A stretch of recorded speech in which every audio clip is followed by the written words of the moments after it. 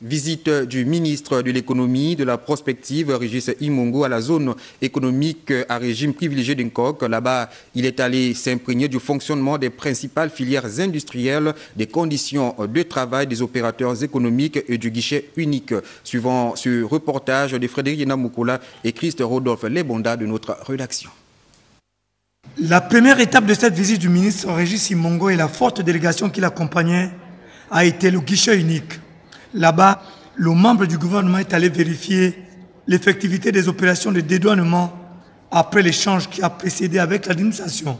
Je suis venu voir si le guichet unique fonctionne de manière convenable, si tout ce qui a été arrêté comme engagement de l'appui gabonaise dans le cadre de cette zone économique spéciale s'exécute conformément à ce que nous avons arrêté. Nous avons rencontré les opérateurs économiques, de mieux cerner leurs préoccupations, les avancer au niveau de la zone, et savoir dans quel sens nous pouvons encore améliorer tout cela pour renforcer l'attractivité de la zone, pour permettre que l'investissement direct à la fois étranger et domestique puisse augmenter afin que l'effet sur l'économie gabonaise puisse être vertueux.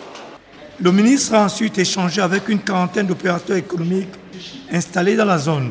L'administration d'abord c'était la relation avec les services centraux. Vous savez ici il y a des bureaux de douane par exemple. Il serait souhaitable que toutes les opérations puissent être réalisées ici au niveau du COC, sans pour autant se référer encore à la centrale. Donc ça passe par la mise en place d'un système informatique qui permet d'avoir une connexion permanente entre le service de COC et les services centraux.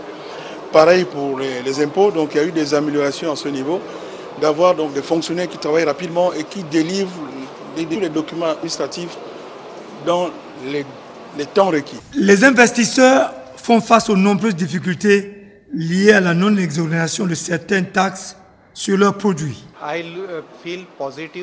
Charad a indiqué qu'il a confiance par rapport aux réponses que le ministre a fournies face aux questions qu'il a posées.